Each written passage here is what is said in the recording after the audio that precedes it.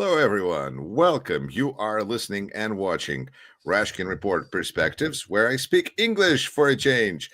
And joining me, host of Silicon Curtain, Jonathan Fink. Jonathan, welcome. How's it going? It's great to be back. Well, I mean, we have another dumpster fire of nonsense to go through today, which is great if you're a podcast host. If you're a human, it's slightly less great. Yes, and we were, sometimes it's almost hard to interrupt a conversation before the stream because let's get people in on this because it's too fun and we just kind of get going looking at the madness of this. And here's what I've been thinking about when it comes to our 47th, or as I'd like to call him, the current Republican president, is he doesn't like wars, but he doesn't mind violence. And in fact, he really kind of likes, values, strength, violence, force, the expression of those. It's the expression of a winner, somebody who takes charge of the situation. On the other hand, war is like protracted, long way of losing money or something. And so how do you view with that kind of a mindset? Are we going to be in a nuclear war before too long where Trump thinks that he's just going to do a couple of nuclear strikes, but this is not a war, and Putin might misunderstand? I suspect not, because if you look at some of the sort of, and some of Trump's relatives have talked to try and diagnose him, the sort of, the psychology of Trump and how it's rooted in his childhood and how he was treated. He often tells the story about a sort of uncle he had who was some kind of nuclear expert who told him stories about the terror and the horror of nuclear war. So I think this is one of those things that's deeply programmed into Trump, that nuclear war is a horror and it's not something to be necessarily entered in lightly. So I see these as games. I see these as on the level of political games, which is, okay, Mr. Putin, we're two kings together here. We understand each other. We understand our business models. We're aligned in many degrees, or we think we're aligned in many degrees. Actually, I think there's a high degree of mutual miscomprehension on both sides, actually. But I don't think Trump is entering this with a view that, hey, let's go and push those buttons. This is an extension of diplomacy. This is a way of mirroring or matching Russia's threats to say, do you know what? Those threats don't work on us. So let's take it back. Could it be that these are just two BS artists, as we say in America? Oh, yeah. On the nuclear one, it absolutely is. This is a game of chicken, or it's a game of cards, and you're essentially bluffing. You want to bluff because you do not have those cards. And I think both sides in this sense know it. I don't think that the Russian regime is, I won't use the S word because apparently YouTube doesn't like it. So instantly sort of is like kryptonite to this video. No one's going to see it if we use the S word. And I found that some Russian trolls actually look out for that as well, because then they can report the video for encouraging self-harm and this kind of stuff. But essentially, I don't see Putin as someone who wants to end or bring about the catastrophic end of his regime or his life or his country. He has quite happily thrown the bodies of millions of his fellow citizens into the meat grinder precisely to avoid the catastrophic destruction of his regime and his own life. So it just seems irrational to me that that's the route it will go down. However, we do know that Russia has very successfully rattled the nuclear saber and has discouraged Western allies, especially the States, from giving Ukraine a threshold amount of assistance that would bring about a catastrophic defeat of Russia or a victory in Ukraine. That's old administration. That's like reasonable professional politicians. Those have been kicked out. We don't have those anymore. Now it's like, oh yeah, well, we're going to test a bigger thing. And then any one of them can produce an artificial intelligence video and claim that they won. Yeah. And the question is, does Putin believe that these Wunderwaffe, these super weapons are, can he submerge the United Kingdom in a sort of tsunami tidal wave from one of his little missiles? Can he, etc., etc.? You know, and Oreshnik and was it Burevestnik? I think was the one they just announced. I mean, they're announcing wonder weapons on an almost weekly basis, and these things turn out to be absolutely flaccid in terms of their ability to either deter or inflict pain. And I think he probably understands that, and I think his people kind of understand that. So I think what Trump's doing is saying, let's take this back to economics and conventional warfare, because we can match you hand for hand, card for card on nuclear. Yeah, we can. You've got it. We can, even though we haven't had testing in this country since 1992, because that's when Papa Bush said that we're done with this because we're going to be responsible people and we're not going to be trying to bring the world to the brink of nuclear war, especially now that Soviet Union seems to be all done. No more threat. I like this comment here. Cheborichnik missile. Right. Chiburik, that's the only one that's been missing. Yes. That's or Chiburashka, you know. I was about to say Cheburashka missile as well, you know, right. Little cute fluffy ears, you know. Right. Or, you know, really the whole country is based on Shapaklyak, it seems like, you know, which is the negative character who said that you cannot become famous by doing good deeds. You know, and there's your Russia right there. Anyway, but staying away from that path, here's what I was curious about your take. The question of trust. I was watching your video with Vlad Wexler, who I actually watch myself quite regularly, and I was like, "Wow, this is so awesome!" I mean, Jonathan, you know everybody, and it was really interesting to get his take and discussion that you had about Putinism and Trumpism, and whether it's this whole fascist similarities. But to me, I keep thinking back. To me, the key point is trust. Is there trust? Or do we have trust? Because if we have trust, there's success. If we don't have trust, we lose. We lose economically. We lose in every possible way. If there's no communication, there's no trust, and there's problems. Do you feel that at this point, Trump still trusts Putin to act in a certain way?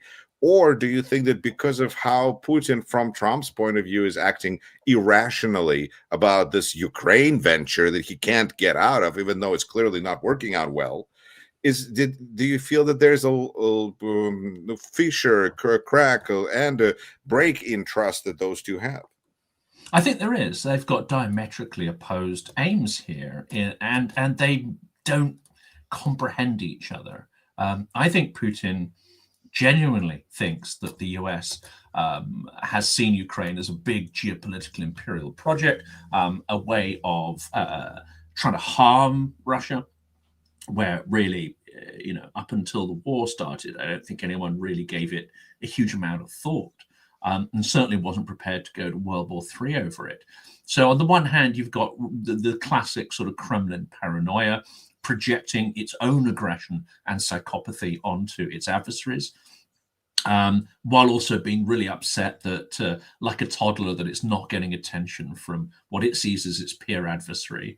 We want to be a peer adversary. Why don't you hate us anymore? Why don't you fear us?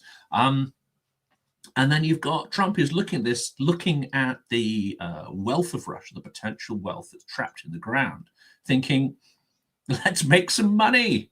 Let's make some seriously big money, and at the same time increase our own sort of status and ego.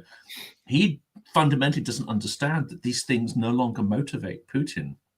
Perhaps they motivated him, back when he was working for Sobchak and busily, skimming off a ton of aid. Maybe, these things concerned Putin around the time that he challenged Khodorkovsky to sort of take down the Russian oligarchy and take a big chunk of that business for himself. At that point, yes, maybe these material concerns were at the forefront of his mind. But I think it was always about the status.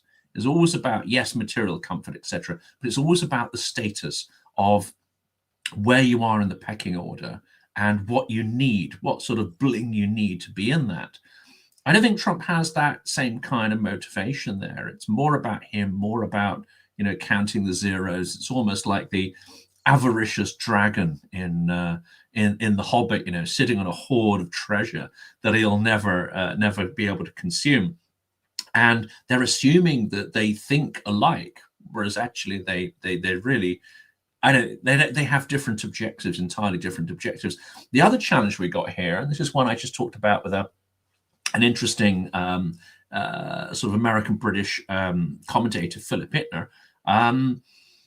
Putin, they've got this old phrase that if Russia stops the war, then the boys go home. If Ukraine stops fighting, there's no more Ukraine. That's true up to a point, but I think it's now become a little. It doesn't have explanatory power as to why the war continues and why it will continue on until Russia's exhausted. And I think that is because Putin understands very much that he's not only re-geared the economy to war, he now has millions of people outside the country who fought and seen horrors and committed horrors that you have to go to some of the darkest pages in history to understand.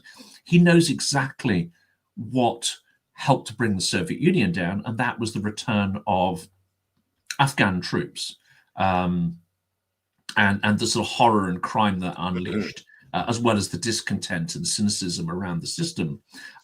He is inflicting, Afghan-scale losses monthly on Russia. He knows that if all those guys come home, what are they coming home to?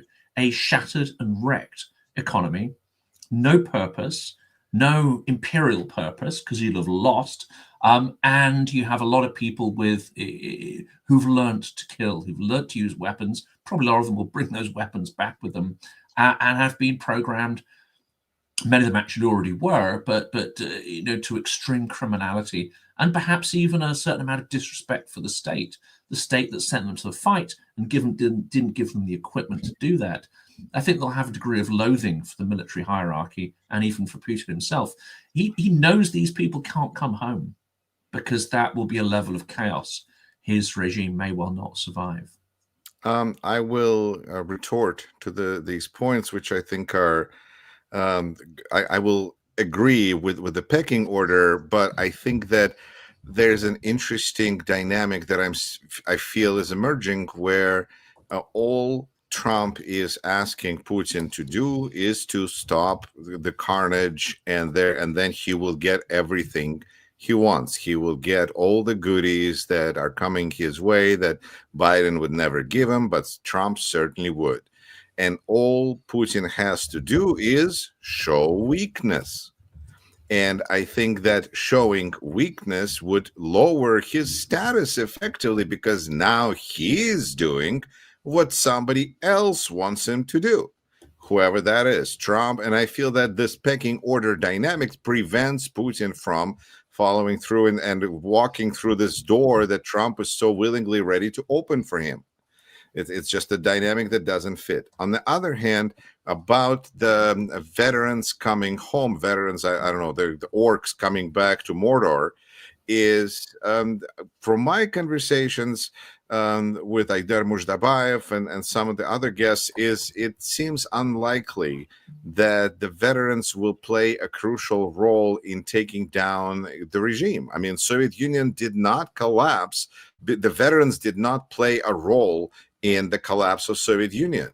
Those were other reasons that brought about, and veterans coming back from Afghanistan, all the while showing the horrors and the idiocy and the criminality and everything else of the Soviet regime, and bringing those young men home, whatever they were, again, more orcs, more mortar, but they just don't seem to have the influence on regime change in Russia as we would like. They will be more than likely either used in some gangs as violent enforcers because they're not afraid to do things that other people would like not to. They will also sign up and go fight and make some money in Africa or wherever else that they can be utilized. So there's what's the point for them sitting at home and drinking where they can go and either make money or just be done with it, whatever, however they approach it. It seems like that's where they become military, hired guns. So those are my two. That's exactly, yeah. No, I don't disagree with those at all. But I think both of those things, I mean, one is a stick and one is a carrot. Putin knows that the level of criminality and nihilism will be at a scale not seen since the 90s. And that undermines the coherence of his regime and some of its narratives. So I think he will want to avoid that. And of course, he will know that you can't discount the absolutely random violence that may well cause him some issues directly. But that's just about not being able to control, all the variables. But no, I don't think there's any threat of a coherent opposition or emerging from that quarter, but there will be some discordancy and there will be huge societal threats from that level of criminality. On the other hand, it's a bit of a carrot here, because if you have that level of malignancy and aggression and experience at inflicting aggression, and you can align it with a business model such as we've seen in the Wagner Group, then that's great. You solve two problems at the same time.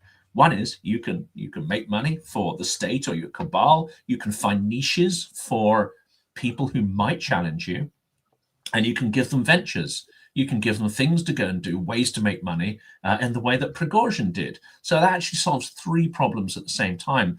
But what it means for us in the West and what it means for Ukraine is that this is endless war, because that system can only sustain itself by finding new conflicts to satisfy the loyalists, satisfy the proto middle class by building tools of destruction and satisfying.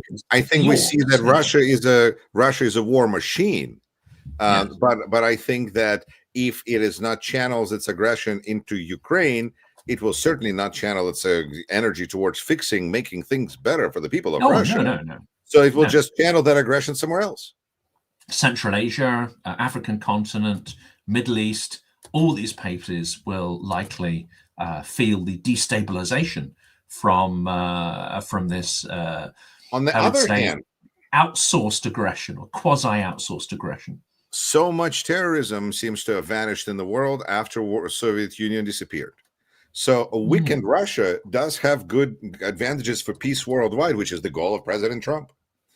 So there's another reason. I mean, potentially, but then in the 90s, the state itself weakened to the point of being almost absent in people's lives. And the security services were weakened to a point that they hadn't been since the Bolshevik Revolution. That's not what we're seeing now, though, where we won't see a weakening of the state. We will see a huge malignancy of the state and a certain poverty that will make it very attractive for the state to combine with these returning people to fire up, the Prigozhin business model. But it'll be on steroids this time because there's so many more. I think it'll also be the word smuta comes to mind, which is a Russian word meaning disorder. Where you have, and this is from Ivan the Terrible times, but you have just a general disorder when you have like gangs. And I think if you do have that weakened state, that can come courtesy of returning veterans. And I'm sure that it's very much a concern for Kremlin administration, because that's the important part of channeling that aggression. If you don't channel it somewhere, it's going to come back to you. Well, this is it. I mean, and they won't necessarily think it comes in an orchestrated fashion, but we also know that smutные времена in Russian history do bring the emergence of certain cliques and maybe even private armies or individuals who see the weakness in the vertical of power as an opportunity to, put themselves on top of that toxic Christmas tree, as it were. Well, because the government loses monopoly for violence, and then that's what we're dealing with. The other thing that I also wanted to, I think this is really some interesting thoughts there. I just have so much that I want to discuss with you today, and but listeners, if you want to rewind and watch this again, totally fine with me. What do you think about the meeting between Trump and Xi? It seems like the one angle that I feel like we need to cover is what did it do for Ukraine? And it seems like to me that Ukraine had, dare I say, unrealistic expectations that Trump was going to somehow consider this to be the time to take up its cause and to push on China to buy less or refuse to buy Russian oil, and therefore pressure Russia to end the war because of we know how much China contributes, basically is the sponsor, the purchaser, the funder, the main funder of this war. But it didn't happen, and even though they talked about Ukraine, according to Trump, there was no pressure on oil purchases, and so what is the role that you see China playing here? According to Vitaly Portnikov, in my last conversation with him, he sees China as a country that can fund this war but cannot end it. How do you see it? Well, China has been far more active in let's say, keeping the war going and keeping Russia in the fight than it will willingly admit publicly. But we do have some admissions. Even, I don't know whether the particular Chinese official thought he was off the record, but we even there have some admissions that it is strategically beneficial for China to have a bleeding edge, a bleeding wound in Europe, and an ongoing challenge to liberal democracy and you know, the instruments that have been created since the Second World War. This is in their strategic interests. But this is where I think Russia and China are different. Russia wants to tear the guts out of the West and would love to see not just the EU and NATO, but also the US tear itself apart. There's a fairly nihilistic aim there. Which is exactly, I mean, that's what we want Russia to do to itself. Yeah, yes. I mean, they're playing, they don't have a concept of win-win. They're pre-industrial in their mindset, and they see the world through a win-lose zero-sum game. So if you're going to win, by definition in that equation, your enemy has to demonstrably lose and be weakened, and to the point where they understand it and react accordingly or are destroyed completely. I don't think China is quite as stuck in that zero-sum game, but it sees a real benefit in Russia doing the dirty work for it. So I think they're far more invested in this, and it's part of a long-term strategic plan.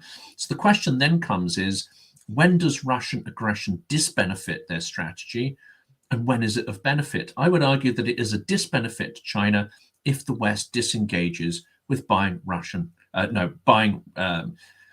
Chinese product completely. Not realistic, as we know as well. But if we were to massively disengage from China, that's not the long-term goal.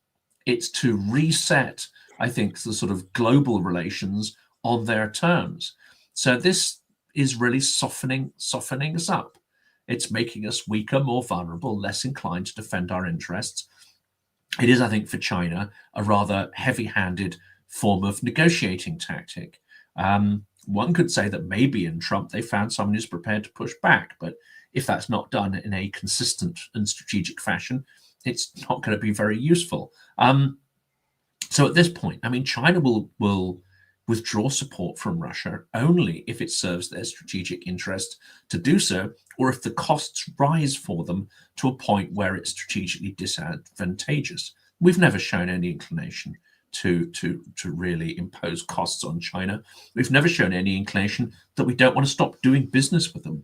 So as far as they're concerned, this is still a win-win for them. They get to weaken us while still maintaining highly beneficial relations with us. So I don't see it's in their interest to withdraw at this point. The question is a good one, though, which is what happens if or when China decides that Russia is no longer useful, or that strategy is divisive, or they've achieved their ends. You know, the West is now compliant, and the system that kept China down is now destroyed, and they've rewritten the rules by which the world plays. At that point, do they really need a rabid attack dog like Russia, who just wants to tear everything down and bite chunks out of everybody? Not really. Now, that's the point. They'll euthanize the rabid dog.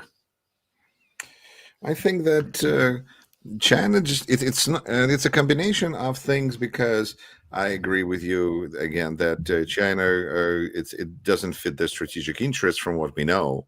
I mean, they're a country that is their specialty is neutrality. And so here Trump is saying, no, screw that. Let's get involved here. That may not fit their strategic interests, period. And financially, they have no incentives to change their direction.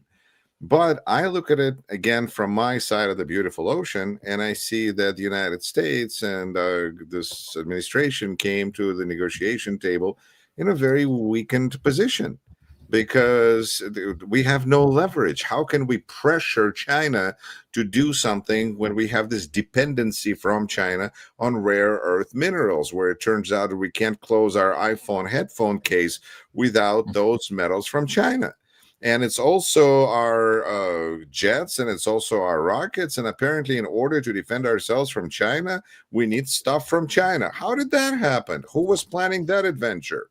But we and to add to that, our local problem of soybean farmers who were wiped out because China was their number one customer. But as a result of this trade war started by our president, we have our farmers suffered. And of course, there's this whole side note with Argentina and what happened there, which I don't think it made our farmers very happy that we were supporting Argentine socialized medicine when we don't have that medicine and our soybean farmers were wiped out. But now President fixed it. And now soybeans are coming back. Well, I mean, they're going away, but in the right direction. And so that's great. And rare earth minerals are there's a moratorium now, I guess, for like a year. And there is new agreements signed with Japan and Australia about rare earth minerals. So, like, if we were thinking in advance, then this could have been done differently. But we just didn't have any leverage. No, and of course you can't have leverage if you have extreme inconsistency of purpose and policy as well. And I think that's what we're also seeing with Trump. He'll react to the last person that whispered in his ear. He will default to a certain set of beliefs, but he'll flip flop if people can convince him to move away from those defaults momentarily. But he always risks falling back into those default beliefs, and he always risks being influenced by the next person he's spoken to. And I think what we are seeing in the administration, especially on Ukraine, is divisions emerging, differences of opinion, which means that he's going to flip-flop, not just between external people like the King of England trying to convince him of certain things. He's going to be, tugged in different directions, even by people within his own warring administration on certain issues. And you can't negotiate with China, who has far more consistency in their strategy when you have that level of chaos. And they have a far longer view than it appears our president, who is adding up his cards right now to check into heaven. How do you feel about what is happening in Ukraine at this time as far as the front? We see various reports coming in that Ukraine is doing worse. Ukraine is doing not as bad. But of course, this has to be combined in part with the scary rhetoric of the nuclear that we started with. But it's there is a certain moment can be argued for Russian momentum. I don't think so, but they will have, as is almost inevitable in conflicts. If they throw considerable resources and and there's no consequence there, they have no limits on what they can expend in terms of material and human lives, then of course they're going to make gains. And they have, I believe, been innovating certain techniques.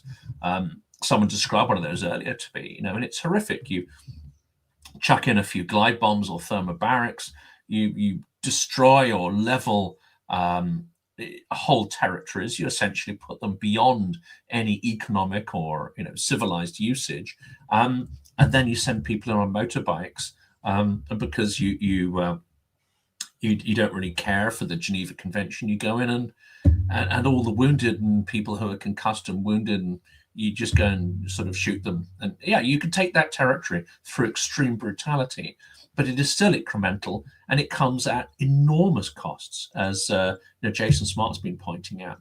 And you have to ask, well, if you extrapolate that out over the entire territory of Ukraine, is losing hundreds of people per square kilometer a strategy that's going to lead to victory and allow? But you we to just take discussed the this. We entire don't. country? Russia No, it's doesn't want not. those It's people not. coming back. It doesn't. But you need a certain number of people to retain that territory, and you need a certain amount of coordination and expertise to gain an advantage from those incremental gains. Well, they don't have the military training, the military technique to really, leverage those incremental gains.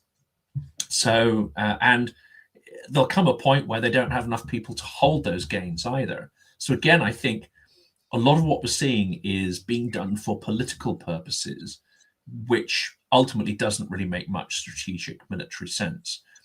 It's being driven by the need for headlines, propagandistic, Potemkin village style political theatrics and PR. I don't think it is at all sustainable, and it's not something that will lead to victory. And ultimately, Russia is bleeding out, which means you're not going to be able to hold that territory if you go too far with that strategy. I wonder what our listeners and viewers think about all this. So please comment. What do you think are some of the solutions? Perhaps you agree with one of the approaches. Something doesn't make sense. I love reading your comments. I know Jonathan does as well. I suspect. So do that. And at the same time, so we have now a situation that is well, it's according to Trump, there's a dead end, but I don't think there's not a dead end. This is not a stopping. The war continues, and we have several prognosticators. We have a rabbi video video made by a rabbi where he, I think, predicts a quite soonish date, January 15th or something like that, that's been circulating in Ukraine. We have predictions from for about a year, I think, from Dmitriev, who quoted possibly a year. Really, this is going to depend on either Putin or whoever's in charge of Russia to make a political decision, and that's where China doesn't have the controlling factor to end the war. Because otherwise, Ukrainian troops marching down Red Square? Maybe not. But Putin seems to want to fight no matter what, and he's willing to go to any sort of a sitting behind a scary coffee table to talk about his nuclear tests and kill millions of people to continue. What are your thoughts on how much longer do you think that this is a war that can continue for the next 5 or 10 years? Or do you think that Russia is going to run out of some kind of a, I suspect from nothing, from just observing it day in, day out, this isn't an expert analysis, but I tend to feel it's got about 6 to 18 months to run. And then either Putin's going to have to say, okay, we draw the line here, and we, as we said earlier, kick off wars in other places, Central Asia, other places that are moving outside the orbit of Russia's power, or he's going to face some form of collapse. I unfortunately think that Putin is rational enough. He's irrational enough to continue it to this point, despite all the evidence that it's not a war that can be won. But he's rational enough to know when a point of systemic collapse in Russia is in the offing.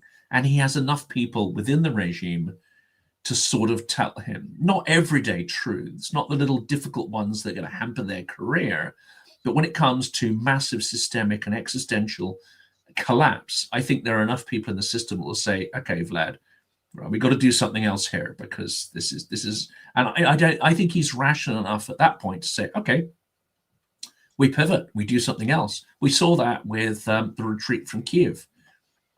When they were faced with catastrophic defeat, they excuse me, they withdrew and they pivoted to another front.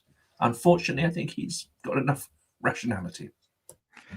I don't know, but it's very interesting about 6 to 18 months. So everybody write this down. We're gonna do something. We're not gonna do like I did with Raman Simbaluk and do a silly bet, because that's not how this works. But I just know that I believe in Ukrainian perimoga, Ukrainian victory, and I don't know how long it's going to take. And I find that for me that seems to be a more functional approach that helps me for just kind of move forward. But I think realistically speaking, again, listeners, viewers, what do you think? Do you think that 60 to 18 months? Because really, if it takes that long, then our president is still going to get his Nobel Prize, because that means that this is going to end, provided that everything continues, that God doesn't summon him to the pearly gates sooner, or he is removed from his presidency for acting in a more inadequate fashion. He will get a Nobel Peace Prize, because it will be dedicated to Donald Trump. Yeah. If Putin were to lose, I'd be right at the head of the queue saying, okay, not ideal, but give him his little gold bauble. Yeah, because as you say, the amount of terrorism in the world would diminish dramatically. A certain number of divisive regimes, which we thought were kind of implacable, would disappear overnight, such as in Syria.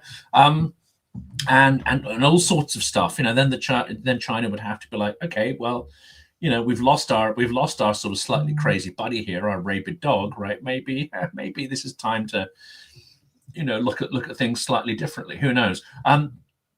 Yes, we'd love that for that to happen. I fear, however, that the state of malignancy and the threat to democracy is far more existential than we think, because we're talking about will the Ukraine war carry on or end? That almost ignores the elephant in the room, which is, well, what if the AfD takes over in Germany? What if Le Pen comes to prominence in France? What if Farage wins in the UK? What if all three of those things happen in conjunction? And you've got Trump with his antics, potentially going for 2028, or suspending midterms. That sounds like Putin is going to be getting the crown then. Then, yeah, he may have weakened himself to the point, but it'll elongate this whole struggle out. Ukraine won't stop fighting; they won't give in. But it just means that everything carries on that kind of knife edge, possibly for many years to come. While, as we know, the Russian effort is to use multi-domain, multi-front aggression. And that's not going to go away. In fact, if they feel certain, Western democracies starting to crumble and regimes coming to power, albeit democratically, that have imbibed the Russian toolbook on how to build autocratic regimes, and aligning with that as well as the narratives. Because let's remember, it's not just about Farage or somebody parroting Russian narratives. We have to look at Georgia Dream. It's a whole toolkit of how to dismantle checks and balances, how to dismantle democratic institutions, how to co-opt and coerce the press to ensure that you don't have democratic elections ever again. That's the playbook. And if we see an increasing number of regimes aligned both with Kremlin narratives and using that toolkit, then we're in for some really serious smutne vremena, or troubled times. No doubt about it. And I think that makes it seem pretty clear that time is of the essence. Because if we're looking at different countries that, due to their different schedules, can have elections, that there means there's always a possibility that some villainous character will potentially come to power, and that means that another country will kind of leave the coalition of the willing. On the other hand, there's always a possibility that that some kind of a black swan or a white swan event will cause a collapse of that or this dictator, whether it's internal problems or external problems. But I think that highlights how important it is to help Ukraine as soon as possible. That even though time is something that is I feel is not playing against Ukraine like it did in the past, because even though winter is upon us and it's coming in, and Ukrainians are going to be looking at a fourth winter where they're going to have to manage how to get through it. They're pretty experienced at doing that now. Russians no less. About how to get through a winter with constant shutoffs of your infrastructure than Ukrainians do. Ukrainians are now having like sales on power banks because there's so many, because they've been preparing for these for 4 years. And also, this has been time that Ukraine got to attack Russian infrastructure and oil refineries, which is absolutely working against Putin. And this is where 6 to 18 months of Russia on fire is not necessarily something that Putin is looking forward to. That's why he's hoping to get it done in 2 weeks. That's why he continues to have his barbaric aggression against the civilians in Ukraine. But I think just time is becoming a very, very interesting the part of this equation. Oh, I think it is. And of course, those capabilities are potentially going to increase, and they are no longer dependent on the largesse of allies. Not entirely. I mean, it was pointed out to me in a conversation yesterday. This was Ilya Penomerov. He said, yes, on the one hand, you've got flamingos and so on, and that reduces the dependence on tomahawks, HIMARS, and all these other kind of things. So it's moving decisively in Ukraine's favor. But there are still parts of those missile complexes that are not manufactured and cannot be manufactured yet in Ukraine, including the engines, which have a lot of really high precision parts and elements which are required, including physical elements, metals, and so on, that are not necessarily easily available. It comes back to what you said earlier about dependency on China. So things are moving in Ukraine's favor, but as you say, it's going to be a process of win-loss, win-loss. The question is going to be, in aggregate, where's it moving? In aggregate, are Ukraine experiencing more wins than losses? Because at the same time as hitting Russian energy infrastructure, at the same time as closing down its civil aviation repeatedly, as it has done in Moscow over the last 3 days. This is all good, but you're now also seeing the lights going off, and not in a predictable way, as happened in previous winters, where they'd say, okay, well, to balance the grid, we've had outages at these times, and you'd be able to plan around it. Now you're having electricity, and unfortunately, probably the heating as well, just randomly switching off. Because the energy infrastructure in Ukraine this winter is far more brittle than it was at any point in the last 3 years. I think you're muted. No. I have so many buttons. There we go. Yes. All right. Too many buttons. Yeah. If it would have been 3, would have been longer. All right. So look, you don't have a big red button there. You're there. You haven't got a big red button hiding under there. I have to get myself one of those. That's it. With a picture of the Kremlin on. Oh no, it's gone. That'll be so much fun. I should get that. All right. We have a viewer who says, is Ukraine really still so corrupt that they can't be trusted to receive dollars? And they're receiving dollars, they're receiving billions, and it's most of it's not being squandered. So I don't know where that question comes from. Yeah, and I think that there's 2 points there. First of all, the whole question is very biased, because we actually know that even though there's been accusation of corruption, Ukraine is fighting for almost 4 years, and there's been no with the weapons that have been provided, and it works, and so that's part of it. And also, Ukraine's been paying salaries with the money that's been given to them, and the pensions to retirees, and supporting all sorts of community projects, and etc. First responders, hospitals, keeping stuff going. Absolutely. Right. And while most of the money actually stays in the United States, stayed because we were the ones making the weapons. Yeah. So I mean, so like the question about corruption is flawed to begin with all due respect. But the second part of this, of course, is look at the current administration here in the United States and what they're doing about corruption and how they've really taken it to a whole new level with the cryptocurrencies and all that stuff. So, Kathy, come on now. And Also, I mean, there's another side to this, which kind of it almost hints as well that Ukraine is entirely dependent on the Western money for whatever it does have, whatever victories it has. This is not the case either. Yes, it's receiving a lot to help keep it in the fight, but it's estimated that 80% of Russian casualties, 80%, are no longer coming from artillery and the sort of heavy munitions that are essential, or HIMARS or anything like this. So these are essential strategically, but 80% of Russian casualties are coming from drones. Drones are, by and large, constructed by Ukrainians, innovated by Ukrainians, using components that they have either outsourced or more and more built themselves, assembled in Ukraine, and actually many of them are paid for by Ukrainians and not even necessarily by central government, although there are systems now for giving money to those producers and those battalions that are most effective. There's almost like a marketplace that's actually in place. 80% of Russian casualties are caused by drones that are fundamentally paid for, built, distributed, operated by Ukrainians. So this idea that somehow they are a little child cap in hand, it's grotesque, and it has nothing to do with the reality on the ground. In addition to that, we know that after Ukraine announced that they're going to make something like 10 million drones this year, I mean, when I heard that number, I just thought that Putin should surrender now.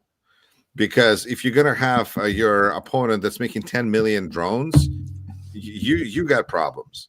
And real problems, yeah. Right. You've seen the videos, haven't you, of Russian guys in the trenches just surrendering all their comrades. All their comrades are wiped out, and they're just waiting for their time, their turn, and you can hear the buzzing in the air.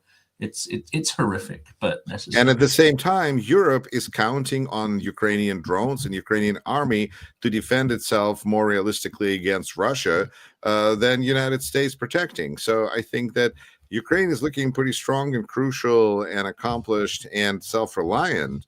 But on the other hand, I think that allies are still crucial. And I don't want to kind of diminish the value. Like, yes, Ukraine will never surrender because it can't afford to surrender.